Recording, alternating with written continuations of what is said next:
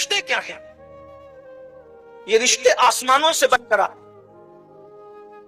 یعنی جس کی قسمت میں جو لکھ دیا گیا، کروڑوں رکاوٹیں ہیں، ملنا اسی نے۔ اب جب آسمانوں سے لکھ دیا گیا ہے تو ملنا ہے۔ پھر اس کے بعد دو چیزیں، ایک تو شادی کا وقت اور دوسرا قسمت کے پارٹنر کا آپس میں مل جانا۔ وقت آ گیا، مل گیا، ہو گئی شادی۔ آپ کو اس کا کیا ٹینشن ہے؟ یہ تو اللہ کا کام ہے۔ اللہ کے کام میں آپ کیوں مخل ہیں؟ بس آپ اتنا کریں، دیر ہو رہی تو گڑ گڑائیں، اللہ جلدی کر دے، کیونکہ دعائیں تقدیر بدل دیتی۔ جلدی کر دیں، آپ اللہ سے عرضی کریں، کسی صاحب دل سے دعا کرائیں۔ اور ایک بات آپ سے یہ بھی کہہ دوں، اگر کوئی صاحب دل نہیں ملتا، پھر کہتا ہوں مزارات پر جاؤ۔ ہمارے بزرگوں نے فرمایا ولیوں کے آستانوں پر جانا صحیح ہے، جیسے ان کی ظاہری حیات میں جانے سے فائدہ ملتا تھا، بعد وصال جانا کا بھی وہی فائدہ ہے۔ سلطان المشائخ حضرت سید نظام ملت والدین خواجہ نظام الدین اولیاء جب بابا قطب الدین بختیار کاکی کے مزار پہ جاتے تھے تو کبھی اندر نہیں جاتے تھے، ہمیشہ چوکھٹ سے جا کر کے فاتحہ پڑھتے تھے۔ اب آپ جو لوگ گئے ہیں مہرولی شریف، وہ جانتے ہیں کہ سرکار کی چوکھٹ سے مزار کتنی دور ہے۔ ان چیزوں کو آپ لوگ مانے نہیں مانے اپنی آپ کی بات ہے۔ اور ایک بات یہ یاد رکھ لیں، پوری تقریر لوگ مان جائیں یہ ضروری نہیں ہے۔ کچھ لوگ کہتے ہیں کہ یہ لوگ جب ولیوں کی بات کرتے ہیں تو بہت مبالغہ کرتے ہیں۔ ہم نے کہا جس دن تو ولی کو سمجھ لے گا، میں کم بول رہا ہوں تو زیادہ بولے۔ ہاں، اس لیے کہ اللہ فرماتا ہے اولیائی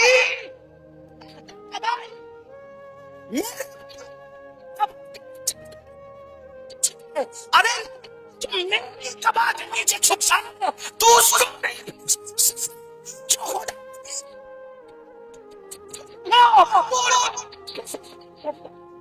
ولی کو کرنے کے لیے کم سے کم ولی بننا پڑتا۔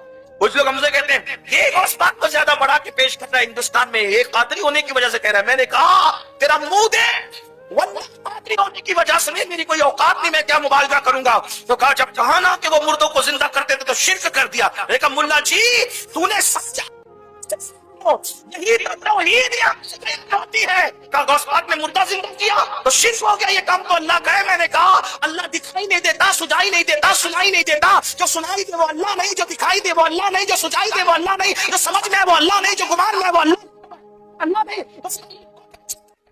تو اللہ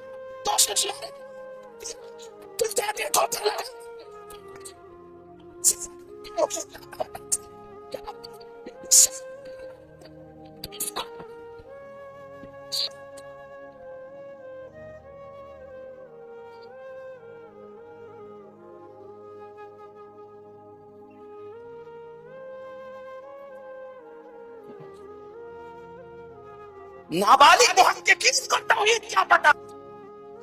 انٹرنیٹ پر جو نابالغ محققین بیٹھے انہیں توحید کیا پتا جنہیں خود کی اردو بھی صحیح نہیں ہے۔ توحید تو واقعی توحید کا جان دیا ہے۔ ہم کہتے ہیں شبیر پاک نے اپنا جنازہ خود پڑھا تو مذاق اڑاتے ہیں، یہ کیا جنازہ خود پڑھا سکتے ہیں؟ کہ ملا جی یہی توحید کا درس ہے۔ جب صابر کی یہ شان ہے تو صابر کو توحید یوں بیان ہو۔ آپ کو کیا پتا ہے اس کا توحید؟ آپ کو کیا پتا ہے؟ بڑے بڑے لوگ ٹھوکر کھا گئے اس میں۔ یہ وہی لوگ بتا سکتے جن کے چراغ روشن توحید کی روشنی سے منور ہے، یہ دل سے دل کے چراغ جلتے ہیں۔ تو عرض یہ کر رہا تھا، بات دور نکلتی ہے، اولیاء اللہ کے پاس جاؤ انشاءاللہ جیسے حیات میں فیض ملتا تھا بعد وصال بھی ملتا۔ اچھا حیرت کی بات یہ ہے مجھے کوئی ولی ایسا نہیں ملا جو مزار پہ نہ گیا ہو، کوئی ولی ایسا نہیں ملا، بلکہ ولی تو ولی سید الانبیاء بھی۔ پہلا سفر کیا تو بابا جان کے مزار پر گئے، حضرت عبداللہ کے مزار پر گئے نا پہلا سفر۔ پھر سفر حج حجۃ الوداع کیا تو امی کے مزار پہ گئے۔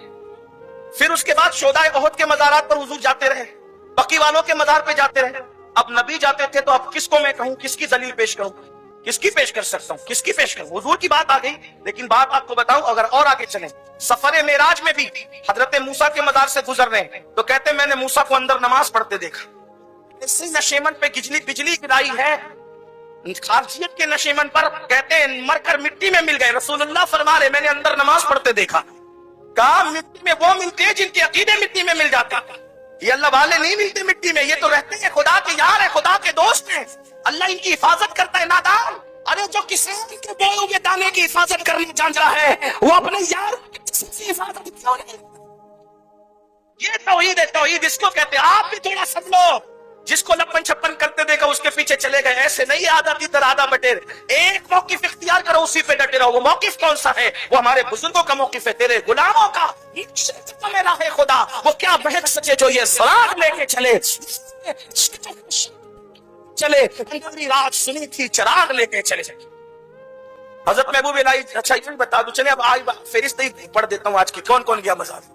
سرکار علیہ السلام گئے ہے نا، پھر اس کے بعد صدیق اکبر حضور کے یہاں بھی جاتے رہے، احد بھی جاتے رہے، بقیع بھی جاتے رہے، فاروق اعظم، عثمان غنی، مولا علی، سب جاتے رہے۔ اس کے بعد غوث پاک سیدنا معروف کرکھی کے مزار پہ جاتے تھے تو 1 میل دور سے اپنے جوتے اتار کے اپنی بغل میں ڈال دیتے تھے۔ آپ سے پوچھتا ہوں، جو مر کے مٹی میں مل جاتا ہے اس کا بھی کوئی اتنا ادب کرتا ہے؟ اپنے جوتے اتار کے اپنی اور سواری سے نیچے اتر جاتے ہیں، یعنی کہ جاؤ تو دھکم پیلی کے لیے نہیں، ادب سے جاؤ۔ ولی کیا جو جتنے ادب سے جائے گا وہ اتنے مرتبے پائے گا۔ میرے بھائی، ان کی ایک نظر کی بات، ان کی نظر جس طرف اٹھ گئی خدا کی نگاہ کرم ادھر ہوئی۔ آپ سمجھ کیا رہے ہیں؟ عقیدہ مضبوط کرو، یقین مضبوط کرو۔ بات آ گئی تو اس لیے عرض کر رہا ہوں۔ اور سرکار غوث پاک شیخ عبد القادر جیلانی فرماتے ہیں کہ مجھے اپنے مشائخ میں سب سے زیادہ اگر کسی کے مزار سے برکت ملی ہے تو وہ سیدنا معروف کرکھی کا مزار ہے۔ پھر اس کے بعد آپ دیکھیں، آپ مزار پہ گئے، حضرت سرکار غریب نواز 90 لاکھ کو ایمان کی دولت دینے والے خواجہ جب ہندوستان آئے تو لاہور میں سرکار داتا علی حجویری کے مزار پر حاضری دی، اور حاضری دے کر کے صرف فاتحہ پڑھ کے چلے نہیں، 40 دن تک چلا کیا، اور جو فیض ملے اس کو بیان بھی کیا۔ کہتے گنج بخشے فیض عالم مظہر نور خدا۔ آج بھی یہ 2 مصرے داتا صاحب کے مزار پہ لکھے ہوئے ہیں۔ اللہ تعالیٰ نے جس مزار کی زیارت کی تمنا تھی سب کی کرا دی۔ دعا کریں، 2 آستانے رہ گئے ہیں، اس کی حاضری ہو جائے۔ ایک تو داتا صاحب ہے اور دوسرے میرے بابا سرکار فرید ملت مدین خواجہ فرید الدین چشتی۔ سلسلہ چشتیہ میں یہ وہ ہستی ہے، سرکار میں وہ الہی کہتے ہیں جیسے نام فرید ہے ویسے ذات بھی فرد فرید ہے، کوئی نہیں ہے ان جیسے، بڑی عظیم ہستی ہے۔ اللہ دل میں تمنا ہے موت سے پہلے یہ 2 آستانوں کی حاضری نہیں ہو سکتی۔ 2 مصرے لکھے ہوئے شیخ میرے غریب نواز نے فرمایا، آج بھی غریب نواز کا چلہ وہاں موجود ہے۔ کیا فیض عالم مظہر نور خدا، ناقصارا پیر کامل کاملارا رہنما۔ کیا کہتے ہیں؟ یہ فیوز و برکات کا خزانہ غریب نواز چلا کر کے فرما رہے ہیں، یہ فیوز و برکات کا خزانہ ہے، اور یہ اللہ کا نور ہے، نور جسے داتا علی حجویری کہتے ہیں۔ اور کہتے ہیں جو ناقص لوگ ہیں، ناقص ان کے لیے داتا پیر ہے، پیر، اور جو کامل ہے ان کے لیے بھی رہنمائی کا فریضہ انجام دیتے ہیں۔ کنج بخشے فیض عالم مظہر نور خدا، ناقصارا پیر کامل کاملارا رہنما۔ غریب نواز نے زیارت کی، سرکار قطب الدین بختیار کاکی نے غریب نواز کی حاضریاں دی، بختیار کاکی کے مزار پہ بابا فرید نے حاضری دی، سرکار نظام الدین نے حاضری دی، نظام الدین اولیاء کے آستانے پر امیر خسرو نے خواجہ نصیر الدین چراغ دہلوی نے حاضری دی، سرکار نصیر الدین چراغ دہلوی کے آستانے پر حضرت سیدنا بندہ نواز کے سدراج نے حاضری دی، بندہ نواز کے سدراج کے آستانے پر مخدوم اشرف ڈاکٹر سکانی نے حاضری دی۔ اس طریقے سے ایک سلسلہ ہے، بزرگان دین کی بارگاہ میں جاتے رہے، حاضریاں دیتے رہے۔ اب سنیے تو محبوب الہی دور سے فاتحہ۔ اچھا ہمارے یہاں بھی یہ بہت سی بدعت ہو گئی ہے کہ لوگ جاتے ہیں تو سجدہ کرتے، لوگ جاتے ہیں تو ہمارے بزرگ لوگ کہتے تھک گئے کہ مزار پہ سجدہ مت کیا، اللہ کے سوا کسی کو سجدہ کرنا جائز نہیں ہے۔ امام اہل سنت نے پورا رسالہ لکھا الزبدۃ الزکیہ، سجدہ تعظیمی کی حرمت پہ پورا رسالہ لکھا، مت کیا کرو۔ بزرگوں کے یہاں جاؤ، ادب کرو، احترام کرو، چوکھٹ چومو، چادر چومو، سجدے مت کرو۔ ویسے میرے خیال سے 98% لوگ نہیں کرتے ہیں، 2% لوگ کرتے ہیں، بیچارے ان پڑھ ہیں، وہ نہیں جانتے تو، لیکن لوگ اسی کو دلیل بناتے ہیں۔ لیکن چھوڑیے، ابھی کیا بات کریں، وہ عنوان تشنا رہتا ہے، ٹائم جاتا ہے۔ تو عرض یہ کر رہا تھا بزرگان دین کتنا ادب کرتے تھے۔ محبوب الہی بابا قطب دادا پیر کے یہاں فاتحہ پڑھنے جا رہے، کہاں سے فاتحہ پڑھے؟ چوکھٹ سے۔ کبھی مہرولی شریف جانا تو دیکھنا کتنی دور ہے چوکھٹ۔ ایک دن اچانک خیال آ گیا اتنی دور سے میں فاتحہ پڑھتا ہوں، پتہ نہیں حضرت کو خبر ہوتی بھی کہ نہیں ہوتی۔ بھئی اب انسان ہے، انسان کا دل ہے، انسان کا اپنا ذہن ہے، خیال آتا ہی رہتا ہے، خیالات تو خیالات کے لیے کیا ہے؟ خیال آیا، بس میں اتنی دور سے قیاس پور سے فاتحہ پڑھنے کے لیے آتا ہوں تو حضرت کو خبر بھی ہوتی ہے کہ نہیں ہوتی ہے؟ بس یہ سوچ کر گھر کی طرف گئے، خانقاہ میں جا کر کے آنکھ بند ہوئی تو خواب میں بابا قطب تشریف لائے، فرمایا تو جسم سے آتا ہے، میں دل سے آتا ہوں۔ ہاں اور یہ مت سمجھنا کہ مجھے خبر نہیں ہوتی، جب آپ بیاسپور سے نکلتے ہیں تب سے ہماری نگاہ میں رہتے ہیں. یہ ہے بزرگان دین، یہ بزرگان. تو جایا کرو. اب تو یہ جو بات ہو رہی ہے نا، بات دور نکل گئی کہ رشتوں کے لیے آپ پریشان ہیں، دعا کرو تقدیر بدلے گی. بچے نہیں ہوتے دعا کرو تقدیر بدلے گی. دعائیں تقدیر بدلتی ہے. سادھوؤں کے پاس کچھ نہیں رکھا، جادوگروں کے پاس کچھ نہیں رکھا، جاہل ان پڑھ گنوار باباؤں کے پاس کچھ نہیں رکھا. جو بعمل لوگ ہیں ان کی بات نہیں کرنا، ان لوگ برا نہیں مانے. آپ بعمل لوگ، نیک لوگ، متقی لوگوں سے دعائیں لیں، اس کی برکت نہیں آپ کو نصیب ہوگی. اور اولیاء اللہ کے آستانوں کے تو فیوز و برکات عام ہے. بلکہ سرکار غریب نواز کی چوکھٹ کے بارے میں امام اہل سنت لکھتے ہیں، جب وہاں جا کر کوئی دعا کرتا ہے تو دعا کرنے والے کو نہیں دیکھا جاتا، پھر غریب نواز کے صدقے میں ہر دعا قبول کی جاتی ہے. امام اہل سنت کے چھوٹے بھائی نے ان کی ترجمانی کی ہے، خواجہ ہند وہ دربار ہے اعلیٰ تیرا، کبھی محروم نہیں مانگنے والا تیرا. میرے بھائی وقت ہوتا تو میں بتاتا، اکبر بادشاہ کو جانا پڑا، گیا اولاد ملی بھی اس کو. جو اس کے یہاں سلیم پیدا ہوا نا، وہ سلیم کس کی دعا سے پیدا ہوا پتہ ہے؟ حضرت شیخ سلیم چشتی جو بابا فرید کی اولاد میں سے تھے، انہوں نے دعا کی اور دعا کر کے فرمایا بچہ اسی وقت پیدا ہوگا جب تو ہمارے مرشد غریب نواز کے یہاں سفر کرے گا، وہاں جا. یہ کیوں تھا پتہ ہے؟ وہ اپنے آپ کو خدا کہتا تھا اکبر، اور اس کو اولاد نہیں تھی. دیکھو یہ بھی خدا کی شان دیکھو، اپنے آپ کو خدا کہتا تھا اور ایک بچہ پیدا نہیں کر سکا. یعنی اس کا مطلب یہ ہے کہ خود مغرور اور گھمنڈی لوگوں کو اللہ اتنا مجبور کرتا ہے کہ تو کیا گھمنڈ کر رہا ہے، ایک بچہ پیدا کرنے کی تیرے اندر طاقت نہیں، اتنا کمزور ہے. آج بھی ایک ملک کا وزیر ایسا ہے جو بڑا گھمنڈی ہے، لیکن اس کے گھر میں کوئی اولاد نہیں اور قیامت تک کبھی کبھی ہو بھی نہیں سکتی. ہاں گوگل پہ جا کے سرچ کرنا، ہم سے زیادہ گوگل آپ چیک کرتے ہیں، کون ہے ذرا تلاش کرنا. خدا گھمنڈ کو کیسے توڑتا ہے، خدا کیسے گھمنڈ کو چکنا چور کرتا ہے. تو وہ بھی تھا اور اس کو بھی اولاد نہیں تھی، بہت تلاش اور بہت کوششیں کی، ناکام رہا. ایک بڑا قریبی تھا مصاحبین میں سے، اور وہ شیخ سلیم چشتی کا مرید تھا. اس نے کہا کہ ذل الہی، اس نے کہا بھائی میں نہیں کہا، اس نے کہا ذل الہی اگر جو ہے وہ آپ میری بات پہ ناراض نہ ہو تو آپ کو اولاد ہو سکتی. دیکھو ولیوں کو ماننے والوں کا یقین کتنا پختہ ہوتا ہے. اور آپ سے یہی کہتا ہوں، یقین ہوتا ہے تو اللہ بھی دیتا ہے، یقین ہوتا ہے تو رسول اللہ بھی دیتے ہیں، اور یقین ہوتا ہے تو ولی اللہ بھی دیتے ہیں. یقین نہیں ہوتا تو پھر کہیں سے نہیں ملتا، ادھر ادھر بھٹکتے رہتے. ہاں بھٹکنے والے کیا بھٹکتے ہیں، یہ بھٹکتے ہی رہتے. بھٹکو مت، یقین پیدا. حضور شیخ الاسلام میرے مرشد اجازت کے 2 مصرے بڑے خوبصورت ہیں، کہتے ہیں یقین والے کہاں سے چلے کہاں پہنچے، یقین والے کہاں سے چلے کہاں پہنچے.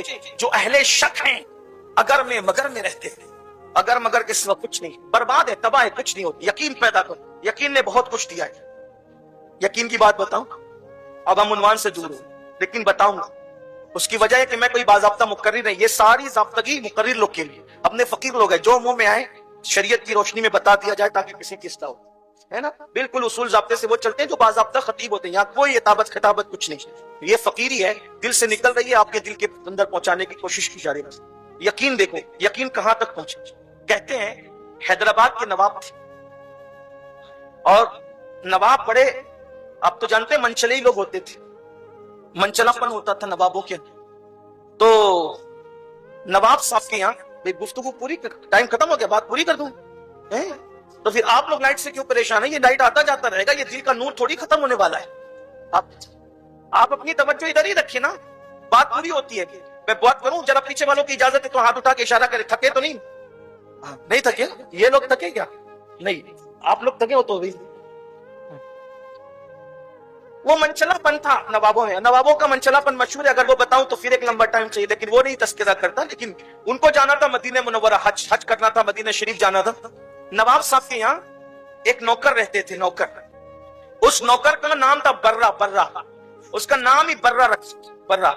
اور برہ تھا بڑا بھولا بھالا. کچھ لوگ ایسے بھولے بھالے ہوتے ہیں نا جن سے سب دل لگی کرتے ہیں، سب مذاق اڑاتے ہیں، سب ان کی اڑاتے رہتے ہیں. تو برہ بھی ایسا بھولا بھالا تھا، سیدھا سادہ تھا کہ سب اس کی مذاق اڑاتے تھے، اس کی مزہ لیتے تھے، دل لگی کرتے تھے اس کے ساتھ. تو جب حج کو جانے لگے تو مدینہ شریف جانا تھا، حج کو جانا تھا، تو نواب صاحب نے کہا یار اتنا لمبا سفر ہے، مہینوں لگ جائیں گے، تو برہ کو بھی ساتھ لے لیتے ہیں، کیونکہ راستے میں اس سے ہنسی مذاق کریں گے تو ذرا ٹائم پاس ہوگا. بھائی لوگ ہنسنے بولنے والے ہوتے ہیں تو ٹائم پتہ نہیں چلتا. جیسے ہمارے وقار بھائی جب یہ جلسے میں ہوتے ہیں، نظامت کرتے ہیں، تو آپ لوگوں کو ایسا لگتا ہے کہ یہ ہٹے نہیں، مقرر ہی نہیں آئی، انہیں کو کھڑے رہنا چاہیے، ہے نا. محبت کرتے ہیں آپ لوگ، یہ ہنساتے بھی رہتے ہیں آپ. تو ایسا ہنسنے بولنے والا مزہ آتا ہے سب سے. بھائی دل ہے تو دل لگی بھی ہونی چاہیے نا. یہ گردن لٹکا کر بیٹھنے کی بدعت بعد میں شروع ہوئی. ہمارے سب بزرگ لوگ زندہ دل رہے, اور زندہ دل زندہ دلی کا نام, زندگی زندہ دلی کا نام ہے. مردہ دل کیا خاک جیا کرتے ہیں؟ ہاں, تو دل لگی کرنی تھی. دیکھو قسمت کی بات, تقدیر کی بات. کیا کسی کا بھولا پن اس کو مدینے لے گیا, کسی کی سادگی مدینے لے گئی. پتا چلا مدینے شریف جانے کے لیے پیسے نہیں, ان کے کرم کی ضرورت ہے. بے حکم کب مجال پرندے کو پر کی ہے. پھر کیا ہوا؟ سفر میں لے گئے ہنسنے بولنے کے لیے, ہنسی مذاق کے لیے. ورنہ سادہ بھولا بھالا آدمی تھا, خدمت بھی کرتا تھا, ہنسی مذاق بھی چل رہی تھی. مدینے شریف پہنچ گئے. مدینے شریف پہنچے تو بارگاہ رسالت میں حاضری دی. حدیث پاک ہے, آقا ارشاد فرماتے من زارا قبری وجبت لہ شفاعتی, جس نے میری مزار پر حاضری دے دی اس پہ میری شفاعت واجب ہو گئی. تو شفاعت بھی دیکھنے کی چیز تو نہیں ہے نا, کوئی شکل تو نہیں ہوتی. بس گئے, یقین ہے کہ حضور نے شفاعت دے دی, کا وعدہ کیا تو دے دیا, شفاعت کا وعدہ ہے تو دے دیا. اب ہوا کیا؟ حاضری دے کر سلام پڑھ کے سب لوٹے. تو مبارکباد دینے ایک دوسرے کو, مبارک ہو, شفاعت مبارک, شفاعت مبارک. یقین تھا ان لوگوں کو, اور ہونا بھی چاہیے. حضور نے کہہ دیا تو ہونا ہی ہے مبارک. یہ برا بھولا بھالا بیچ میں کودا, کائے کی مبارکباد چل رہی. تو بولے شفاعت ملی نا حضور سے, اس کی چل رہی. تو بولے شفاعت ملی. تو اب یہ جب دیکھا کہ یہ بیچ میں گھس کر کے اس نے سوال کر دیا, تو نواب کو پھر مذاق سوچی, تم کو نہیں ملی برا؟ نہیں مجھے تو نہیں ملی. بھئی اس کو ایسا لگا ذہن میں کہ شفاعت کوئی دکھنے والی چیز ہے, کوئی نظر آتی ہے, اور نظر آئے گی تو شفاعت ملے گی. اب جب نواب کو مذاق سوچی تو کہا تم کو نہیں دیا حضور نے؟ کہا نہیں مجھے تو نہیں دیا. اچھا ہمیں تو دیا الحمدللہ.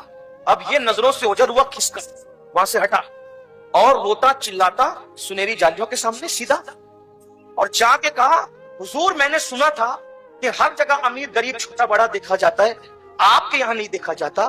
اب آپ کے یہاں بھی یہ فرق ہونے لگا.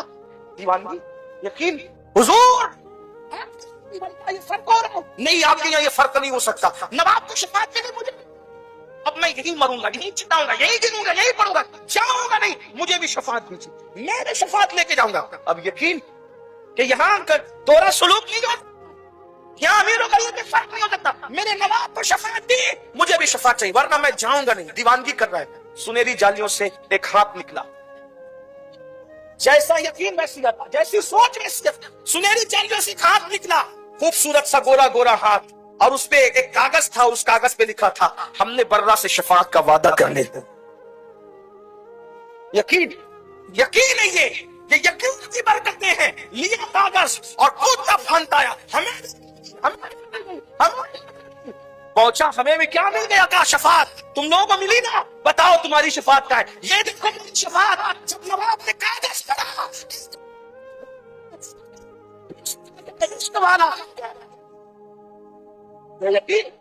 یہ یقین ہے میرے بھائیو, یقین یہ دلاتا ہے. یقین پیدا کرو, جو ہو سوکھ یقین پیدا تو کٹ جاتی ہے زنجیریں.